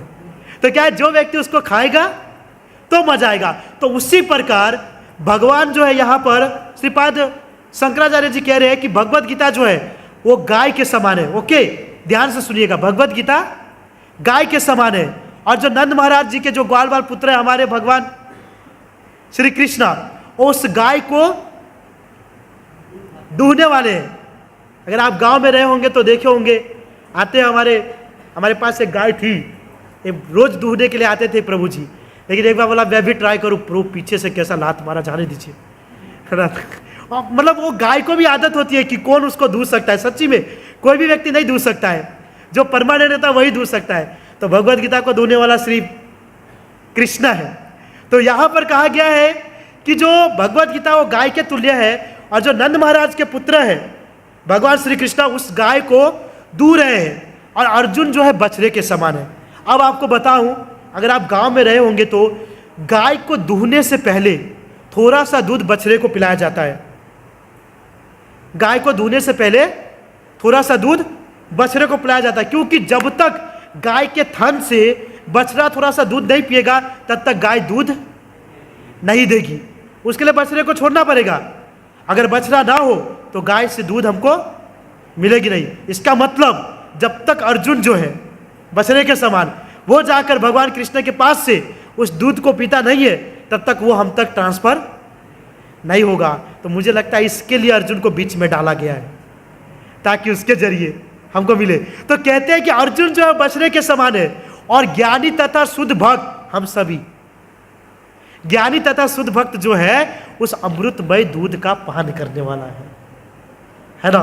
मेहनत कर रहे हैं सब ये, और लास्ट में मजे किसको है? हम सभी को है ना। इसके लिए मुझे बहुत बढ़िया लगता है। आप समझे ना प्रभु, भगवत गीता के रूप में कौन है? भगवत गीता किस रूप में है? गाय के रूप में। भगवत गीता किसके रूप में है? मुझे लगता है अभी कोई नहीं समझे। गाय के रूप में भगवत गीता है, ओके। और वो गाय को धोने वाले कौन है? भगवान कृष्ण। और उस दूध को पान करने वाले बछड़े के रूप में कौन है? अर्जुन। और उसको पीने वाला हम सब है। यानी आज हम सबको दूध मिलेगा भगवत गीता रूपी है ना। सो ये लास्ट श्लोक है ये, इसके बाद हम क्लास खत्म करेंगे। और ये भी श्लोक बहुत बढ़िया है। एकम शास्त्र देवकी पुत्र गीतम एक देव देवकी पुत्र एवं एक मंत्र से दमानी यानी कर्मापेकम तस्य देवस्य सेवा। आज के युग में लोग एक शास्त्र, एक ईश्वर, एक धर्म, एक वृत्ति के लिए अत्यंत उत्सुक है। अतएव सारे विश्व के लिए एक ही शास्त्र होना चाहिए, वो है भगवत गीता। इसके अंदर में श्रीपाद शंकराचार्य ने बहुत अच्छा कहा है कि आज के युग के अंदर में सभी लोग जो है एक शास्त्र, एक ईश्वर, एक धर्म के लिए ही तत्पर है। लेकिन बिल्कुल यहाँ पर अभी कलयुग के अंदर में गलत हो रहा है। हम देख रहे हैं कि कई सारे लोग अपने धर्म को चेंज कर रहे हैं, कई सारे लोग जो है अपने ईश्वर को चेंज कर रहे हैं, जो ईश्वर है ही नहीं। क्रिश्चियन धर्म के अंदर में उसको प्लस का निशान को कुछ कहते हैं, कुछ नाम होता है उसका, क्या बोल? क्रॉस, क्रॉस, हाँ वही क्रॉस। तो जो सनातन धर्म के लोग होते हैं उस क्रॉस को जाकर के उसकी पूजा करते हैं। और फिर क्या करेंगे? क्या होता है मुझे तो पता नहीं चलता, बट होता होगा, ठीक है। लेकिन आपको बताऊं, जब प्रभुपाद जी फॉरेन में गए थे तो वहां पे फॉरेन लोग शायद इसी धर्म को ज़्यादा फॉलो करते हैं ना प्रभु, क्रिश्चियन धर्म को, तो उसको फॉलो करते हैं।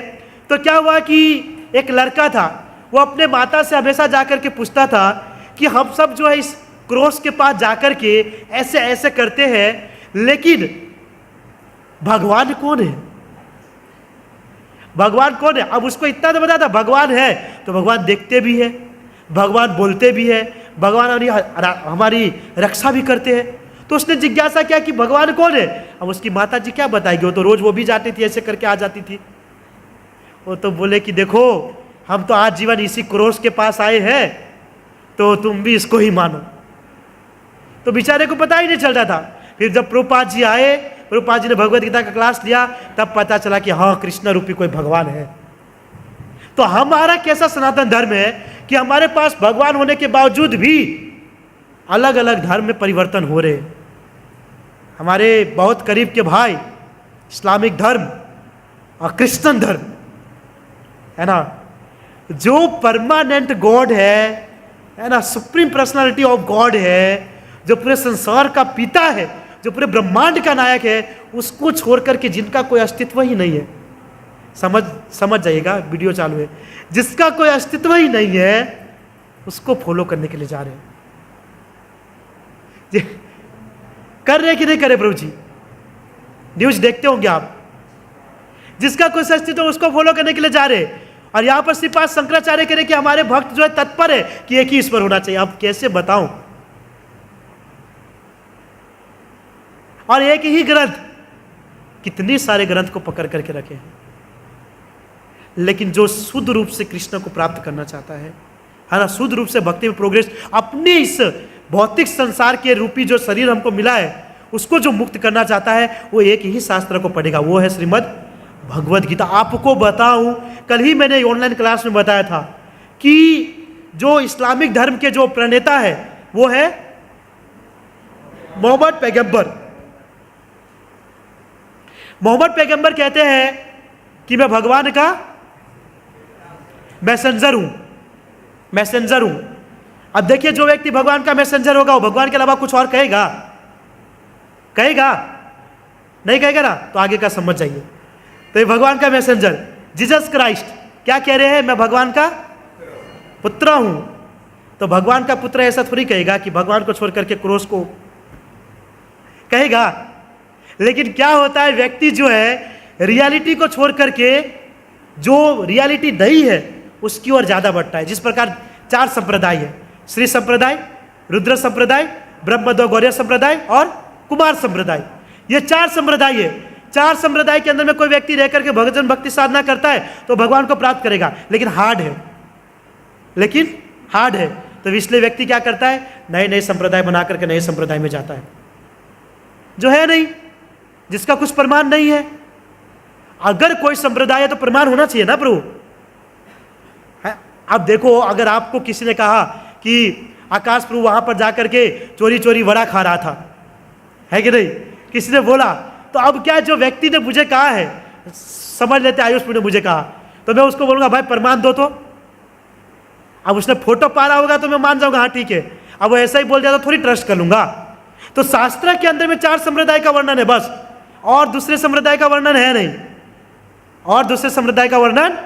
नहीं। तो 4 ही संप्रदाय के अंदर में व्यक्ति रह करके भजन भक्ति साधना कर सकता है। इसीलिए जितने भी धर्म है उन सब के अंदर में एकमात्र एक ही धर्म है, वो है सनातन धर्म।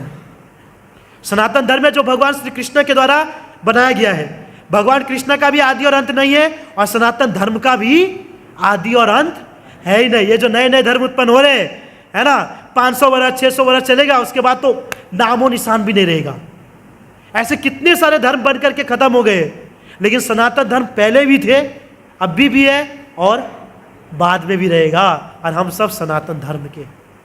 तो एक ही धर्म होना चाहिए, और उस सनातन धर्म का एक ही ग्रंथ होना चाहिए, वो है श्रीमद् भगवद गीता। और एक ही ईश्वर होना चाहिए, भगवान श्री कृष्ण, ये तो हमको पता है। और एक ही मंत्र होना चाहिए। कलयुग के अंदर में अनेक मंत्र का कोई जरूरत नहीं है। हरे नाम एवं केवलम कलौ नास्त्यव गतिरंथा नाम संकीर्तन यस्य सर्व पाप नाशनम प्रणामो दुख समंतम नमामि हरिं। उपनिषद के अंदर में एक बहुत बढ़िया श्लोक है, इति षोडशकम नाम कलिकल्मष नाशनम। आगे का लाइन में भूल चुका हूं। उसके अंदर में ऐसा बताया गया है कि इस कलयुग के अंदर में भगवान श्री कृष्ण का जो हरे कृष्ण का मंत्र है, उसके अलावा कलयुग में और कोई भी प्रकार का मंत्र है नहीं। कोई काम होने वाला नहीं, कोई काम नहीं करने वाला है, कोई काम नहीं करेगा। आपको बताऊं, एक जगह पर चैतन्य चरितामृत के अंदर में तुलना किया गया है महामंत्र, जो हरे कृष्ण महामंत्र है। वो बोलोगे प्रभु जी आप अपने संप्रदाय से तो अपनी फिलोसॉफी बता रहे हो, मैं रियल बता रहा हूं। डिपेंड करता है आपके ऊपर, आप ट्रस्ट करो कि नहीं, आपके ऊपर है। लेकिन जो रियल है वो मैं बताता हूं। चैतन्य चरितामृत में कहा गया है कि जो भगवान कृष्ण का जो हरे कृष्ण महामंत्र है, वो एक आम के समान है। अभी आएगा शायद मार्च अप्रैल में, है ना, आम के समान है। और जो मंत्र है वो भी आम के समान है। मंत्र किसका होता है? मंत्र देवी देवताओं का।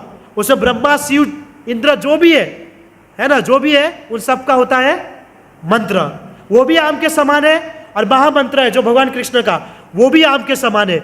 लेकिन जो देवी देवताओं का जो मंत्र है आम के समान, उस मंत्र के रूपी में आम, जो मंत्र रूपी जो आम है, उस आम के अंदर में छिलका होता है, उसके अंदर गुठली होता है, कोई खराब भी निकलता है। ओके, तो ये हुआ मंत्र के समान। लेकिन जो महामंत्र जो रूपी जो आम है, उसके अंदर में छिलका भी नहीं है, गुठली भी नहीं है, पकड़ो और पान कर लो। तो डिपेंड करता है आपके ऊपर में कौन सा आम खाना पसंद करोगे, जिसके अंदर से व्हाइट कीड़ा चलते हुए निकले और खा गए, या जिसके अंदर ना छिलने का झंझट, हाँ, ना गुठली निकालने का झंझट, डायरेक्ट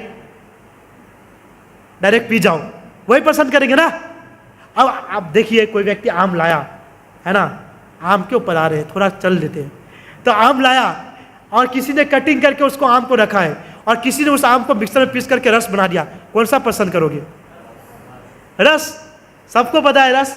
उसी प्रकार जो है हरे कृष्ण महामंत्र वो रस के समान है, और देवी देवताओं का जो महामंत्र है वो जो है वो गुठली वाले आम के बराबर है। इसलिए कलयुग के अंदर में एकमात्र एक ही नाम है जो हमको इस भौतिक संसार से मुक्त कर सकता है, वो है हरे कृष्णा कृष्णा कृष्णा हरे हरे, हरे राम राम राम हरे हरे। इसलिए हमारे प्रभुपाद जी ने कहा है, chant Hare Krishna and be happy. Shrimad Bhagavad Gita की, श्रील प्रभुपाद की, निताय गौर प्रेमानंदे, उपस्थित सभी भक्तगण की जय। तो आप सबका बहुत बहुत धन्यवाद, क्योंकि आप सब उपस्थित हुए तो मैं इतने अच्छा से प्रिपरेशन कर पाया और आपके सामने प्रकट कर पाया। तो क्या है कि आप जितने अधिक मात्रा में आओगे मेरी जो हौसला और बढ़ेगा और अच्छे से मैं बता पाऊँ, लेकिन जैसे कम होगे तो मैं भी थोड़ा थोड़ा कम होते जाऊँगा, है ना। तो आप सब से रिक्वेस्ट है कि कंटिन्यू क्लास में आइए। आज से क्लास स्टार्ट हुआ है और मैंने कहा यू आर लक्की पर्सन, भगवान ने आपके लिए 2 क्लास हमारा स्किप कराया, नहीं तो 2 संडे पहले से हम करने वाले थे, लेकिन आपके लिए चाहे कि नहीं कुछ भक्त और बनना चाहिए मेरा, तो आज से स्टार्ट किया। तो प्लीज़ कंटिन्यू क्लास अटेंड कीजिए, हर संडे चलेगा, एवरी संडे 5 to 6। जो नए यूथ है यहाँ पर स्कैनर रखा जाएगा, स्कैनर से आप ग्रुप ज्वाइन कर लीजिए और भक्तों से मिल सकते हैं, और किसी का कोई प्रश्न है तो प्रश्न कर सकते हैं। मिलिंद प्रभु बड़ी लाइट ओपन कर दो, किसी का कोई प्रश्न है तो प्रश्न कर सकते हैं।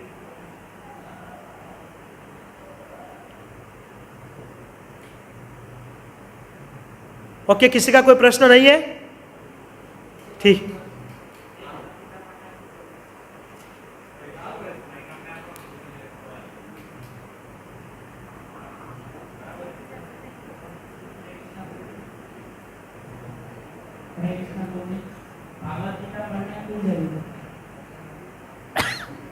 भगवद गीता पढ़ना क्यों जरूरी है? आप सबने सुने थे ना, भगवद गीता क्यों पढ़ना चाहिए?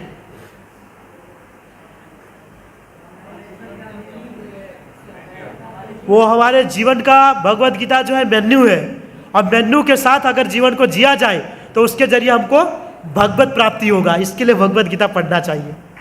ओके, ठीक है। सो धन्यवाद आप सभी का। यहीं पे हाँ, प्रभु जी का कोई प्रश्न है? अमन प्रभु माइक दीजिए प्रभु जी को।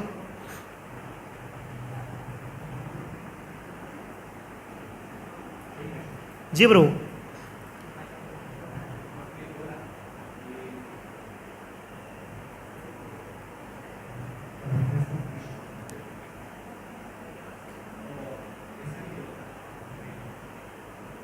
थोड़ा पास से लेकर के बोलिए।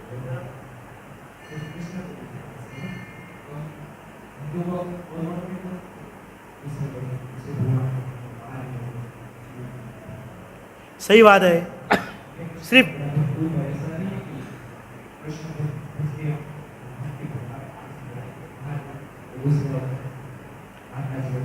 हाँ, ओके, ठीक है। तो प्रभु जी का बहुत अच्छा प्रश्न है। प्रभु जी का ये प्रश्न है कि हम सिर्फ कृष्ण को ही क्यों पूजना चाहिए, अन्य देवी देवता भी है, उनका भी भजन साधना करके हम मुक्ति को प्राप्त कर सकते हैं। ओके, तो प्रभु जी का बहुत अच्छा प्रश्न है। आपको कहूँ प्रभु, ग्रंथ को अगर पढ़ने जाए तो जो भगवान श्री कृष्ण है उसको सुप्रीम पर्सनालिटी कहा गया है। भगवद गीता के अंदर प्रभु जी 9वें अध्याय का एक श्लोक है, उसके अंदर में कहा गया है कि तेतम भुक्त्वा स्वर्गलोकम विशालम सिन्ने पुण्य मृत्यम लोकम विशन्ति। कोई व्यक्ति किसी भी देवी देवता का आराधना साधना करता है, कोई भी देवी देवता, यानी सब आ गए, जिसके आराध्य देवी है, देवता है, शिव है, ब्रह्मा, जिसका भी, जिस किसी भी देवी देवता का आराधना साधना करता है तो व्यक्ति मरने के बाद जो है उसके लोक में जाता है। ओके, इतना क्लियर है? हम उसके लोक में जाते हैं। जो व्यक्ति शिव जी का पूजा साधना करेगा वो शिव लोक में जाएगा, जो ब्रह्मा जी का साधना करेगा वो ब्रह्म लोक में जाएगा, देवी देवता इंद्र आदि का पूजा करेगा वो स्वर्ग लोक में, और हमारे यमराज जी का पूजा करेंगे तो यमलोक में। ओके, सबका निश्चित है। लेकिन भगवद गीता के अंदर में कहा गया है कि जो व्यक्ति ब्रह्म लोक में, शिव लोक में या आदि अन्य देवी देवता या स्वर्ग लोक में जाता है तो जब तक उस व्यक्ति का पुण्य रहता है तब तक वो वहां पे रहता है, और जैसे पुण्य खत्म होता है, सिन्ने पुण्यम मृतम लोकम विसंति, उसका पुण्य नष्ट होता है, फिर से भौतिक संसार में कंटिन्यू चालू हो जाता है। लेकिन जो व्यक्ति प्रभु जी कृष्ण की भक्ति साधना करता है, वो कहता है कि भगवत गीता का 15वां अध्याय का श्लोक है, न तत् भासते सूर्य न साधको न पावक यत् गत्वा न न्युतते तद्धाम परम मम। कहते हैं कि जो व्यक्ति मेरा भजन भक्ति साधना करता है, अगर वो कभी मेरे धाम में आ जाए, तो अगर उसकी इच्छा भी हो ना, पुण्य नष्ट भी हो जाए ना, फिर भी वो मेरे धाम से कभी नीचे नहीं जा सकता। तो इसके लिए व्यक्ति जो है भगवान श्री कृष्ण की पूजा आराधना साधना करता है, सुप्रीम पर्सनैलिटी को। और शिव जी भी कहते हैं आराधना नाम सर्वेशाम, विष्णु आराधना परम। ओके, हाँ ब्रो, जी ब्रो, बिल्कुल।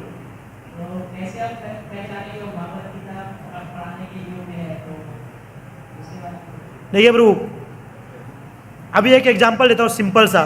जैसे हमारे इस्कॉन के अंदर में कई सारे गुरु महाराज जी है, ओके, और हमको किसी के पास जाकर के हमको अपने आप को उनको शरणागत करना है, उनसे दीक्षा लेना है, तो हम क्या करेंगे?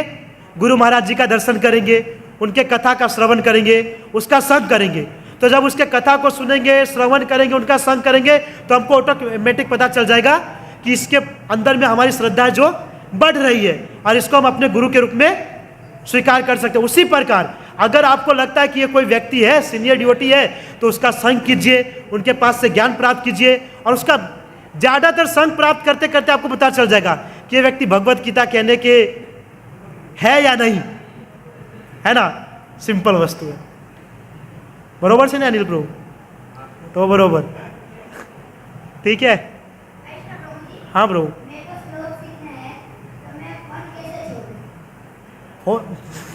श्लोक सीखना है तो फोन कैसे छोड़ूं? देखिए प्रभु, इस संसार के अंदर में व्यक्ति को बहुत सारी चीज़ों से अटैचमेंट रहता है ना। तो किसी व्यक्ति को नया टाइम टेबल बनाना है तो उसको ऑटोमेटिक ही पुरानी टाइम टेबल को बदलना पड़ेगा। वो बोलेगा प्रभु जी पुराने टाइम टेबल को कैसे बदलूं? तो नहीं हो सकता। वो सोचेगा पुराने टाइम टेबल को कैसे बदलूं, ये हो नहीं सकता है, क्योंकि वो व्यक्ति को अगर नया टाइम टेबल बनाना है तो पुराने टाइम टेबल को चेंज करना ही पड़ेगा। अगर उसको भगवत गीता के अंदर में अटैचमेंट करना है तो मोबाइल से अटैचमेंट अपने आप ही निकालना पड़ेगा। मैं सीरियसली कहूँ ना, कोई आपको कितना भी उपदेश दे देना, लेकिन जब तक आपका अटैचमेंट है ना, तो कितना भी उपदेश दे दे आपको, आप वो मोबाइल को नहीं छोड़ोगे, मोबाइल को नहीं छोड़ोगे जब तक हम खुद नहीं चाहेंगे, खुद नहीं चाहेंगे। आप उसको कम कीजिए और भगवत गीता की ओर बढ़िए, धीरे धीरे धीरे धीरे आ ही जाएगा उस लाइन पे, है कि नहीं। बाकी आपने क्वेश्चन किया, हमारे सबका यही प्रॉब्लम है, मेरा भी। रील्स को स्क्रॉल करते तो पता नहीं 2 घंटा कहाँ जाता है कंटिन्यू चलता रहता है, किसी को पता नहीं चलता है। सो क्या है कि कुछ चीज़ से अटैचमेंट हटाने के लिए किसी नई चीज़ को अटैचमेंट करना पड़ता है ना। ठीक है, ओके। हाँ प्रभु जी,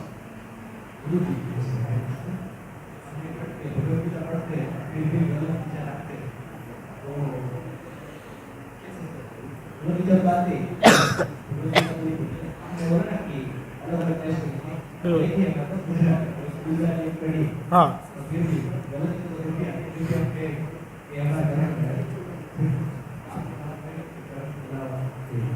सही बात है।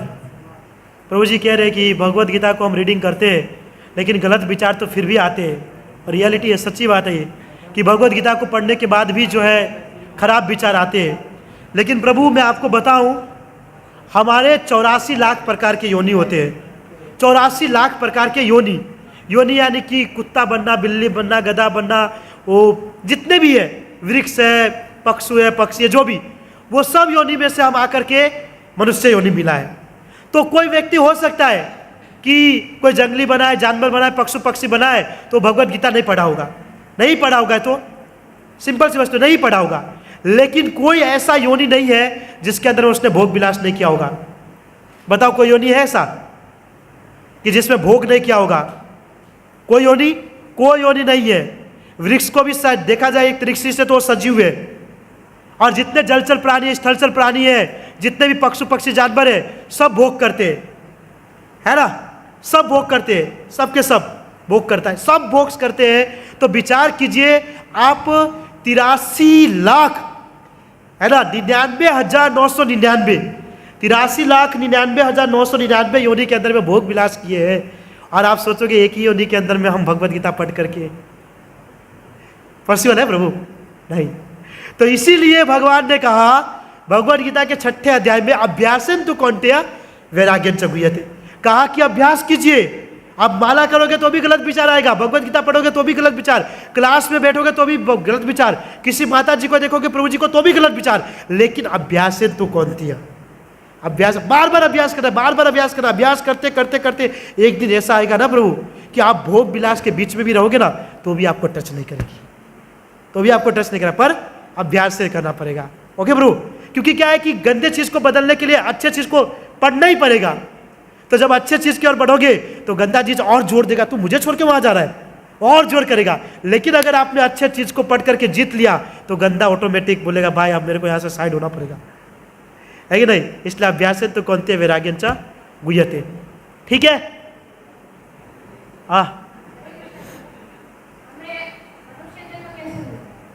मनुष्य जन्म कैसे मिलता है? देखिए, वैसे पद्म पुराण की दृष्टि से देखा जाता है तो कहा जाता है कि 84 लाख योनि के अंदर में 4 लाख प्रकार की मनुष्य योनि होती है।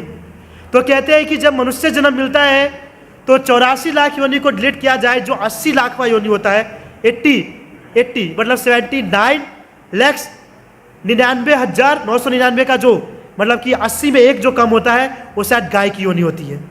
और उसके बाद जो मनुष्य योनि के अंदर प्रवेश करता है तो कहते हैं कि 4 लाख जो योनि होता है उसके अंदर में कितने कितने वर्षों तक तपस्या करता है, कितने कितने वर्षों तक जो है तीर्थ यात्रा में भ्रमण करता है, तीर्थ नदियों में स्नान करता है, बहुत सारे यज्ञ करता है, तब जाकर के व्यक्ति को कृष्ण भावनामृत नामक मनुष्य योनि प्राप्त होता है। ये चीज मिलने के बाद, इसलिए ना सरोज प्रभु एक दिन क्लास में बता रहे थे, तो हमको तो बहुत सौभाग्यशाली मानना चाहिए प्रभु कि आपने कितने सारे तीर्थ यात्रा में घूमे हैं, तीर्थ नदियों में जाके स्नान किए हैं, कितने सारे पुण्य किए, तो आज आप इस्कॉन मंदिर में बैठ करके कृष्णा हमारे गोपाल कृष्ण गोस्वामी महाराज जी और प्रभुपाद जी को लेके चले गए, उनके सामने बैठ करके आप जो है क्लास अटेंड कर रहे हैं, बहुत भाग्यशाली है ना। तो इस प्रकार जो है व्यक्ति को मनुष्य जीवन मिलता है। बाकी जो व्यक्ति जो भोग विलास में पड़ा है ना, वो मनुष्य नहीं है। मनुष्य वो है जो कृष्ण की भक्ति में अपने आप को ढालता है। ठीक है? हरे कृष्णा। और प्रश्न है प्रभु? नेक्स्ट संडे के लिए रखिएगा। हाँ ओके। एक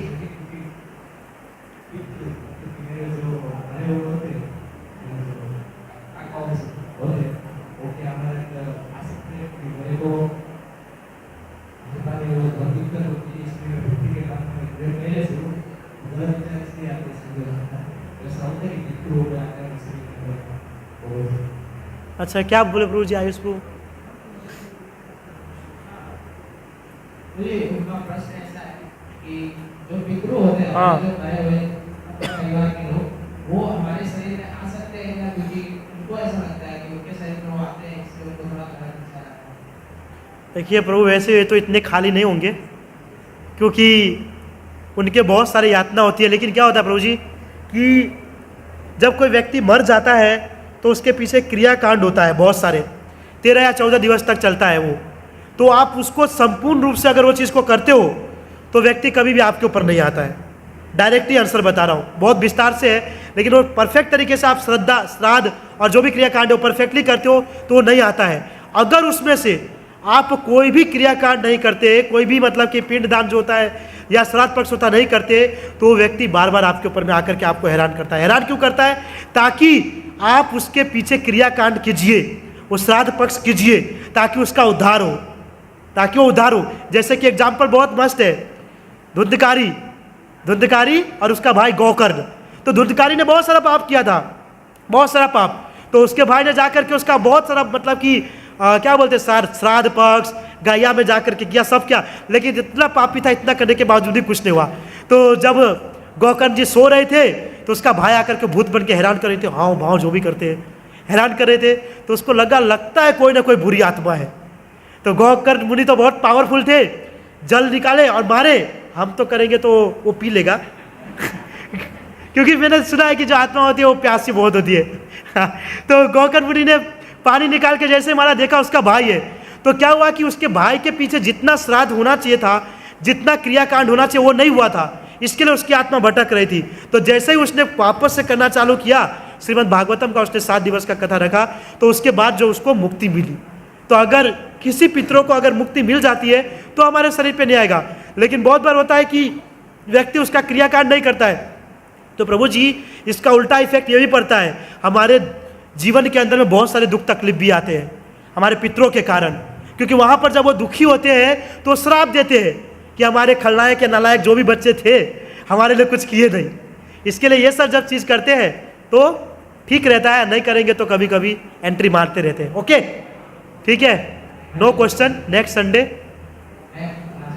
हाँ, मेरा प्रश्न ये है, वैसे तो बहुत लोगों को शायद नहीं मालूम होगा, पर जब हम प्रीचिंग करने जाते हैं तो बहुत सारे लोग ऐसा बोलते हैं कि ये जो आप भगवत गीता हमें दे रहे हैं, कि आपके पास प्रूफ क्या है कि 5000 साल पहले जो भगवत गीता कही गई, ये भगवत गीता वही है, इसका जो श्लोक है वो 5000 पहले कोई भी बीच में चेंज कर सकता है। क्योंकि अभी जैसे चेंजेस होते हैं, इतना सारा चेंज होता है, सबको पता है, इतना प्रोसेस में चेंज होता है, हमारा सिलेबस चेंज होता रहता है 7 साल भर में। तो ये तो 5000 साल पुरानी बात है, तो इसमें कितना चेंज हुआ है कौन जानता है। तो आपके पास प्रूफ क्या है कि यही कृष्ण की भगवत गीता है जो आप बोल रहे हैं? प्रभु जी पहली बात तो यह व्यक्ति जो होता है श्रद्धालु होते हैं। दूसरी बात सिंपल कहूँगा, एक ही लाइन है, आप उस व्यक्ति को कहिएगा आप 1998 में जन्म लिए थे, आपका क्या प्रमाण है। बस आप उस व्यक्ति को पूछिएगा आप 1998 में जन्म लिए हैं, बोल रहे हो इस दिन मेरा बर्थडे है, तो आपका क्या प्रमाण है कि आप उसी दिन जन्म लिए। हाँ, तो बस तो हम भगवत गीता दिखाएंगे, हमारा शास्त्र। आपने बर्थ सर्टिफिकेट दिखाया अपने माता पिता का, जिनका खुद का बर्थडे का ठिकाना नहीं पता। और ये तो हमारे गुरु महाराज हमारे परंपरा से चलते आ रहे, कृष्ण से चलते आ रहे, ब्रह्मा से चलते आ रहे। हाँ, तो ट्रस्ट करो तो बताओ, साइलेंट हो जाएगा वो। हाँ, तो बस उनको बोले आप अपना प्रमाण पत्र दे दिए, हम दे देंगे। सही बात है ना प्रभु। तो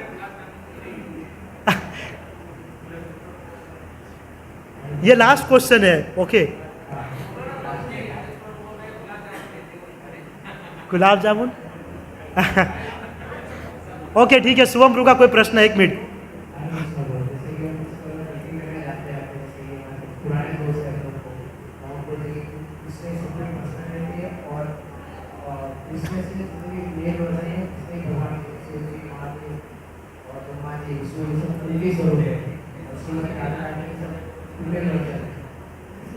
दुर्गा माता और लक्ष्मी जी वो सब, वो बोलते हैं कि ये किसने किया, तो वो भगवान नहीं है। अगर भगवान है और उनके सोर्स में से वो आए तो भी बोलते कि नहीं, वो बात नहीं, वो तो आप में है। मतलब द्वापर युग में कृष्ण जी है, और उससे पहले कृष्ण जी, महादेव जी, लक्ष्मी जी सब पहले से, तो वो भगवान ये नहीं।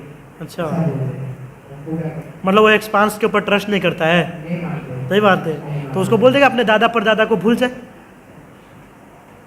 हाँ, दादा परदादा को भूल जाओ ना, पिताजी है, पिताजी को मानिए, बस मेरे पिताजी है, पूरा हो गया उनको बोल दीजिएगा आपके दादा परदादा भी नहीं थे। बोलेंगे कैसे, मैं कैसे मान? बोला बताइए एक्सपांस उसका, खत्म। ओके, हरे कृष्णा। ठीक है, धन्यवाद आप सभी का क्लास में बैठने के लिए। प्लीज़ नेक्स्ट संडे जरूर आइएगा। और अभी आरती है, आरती अटेंड कीजिए। आरती अटेंड करने के बाद सबके सब ऊपर आइएगा। सबके लिए यहाँ पे प्रसाद की व्यवस्था है। आयुष प्रभु कुछ बोलना चाह रहे हैं कमल मुख से। अच्छा,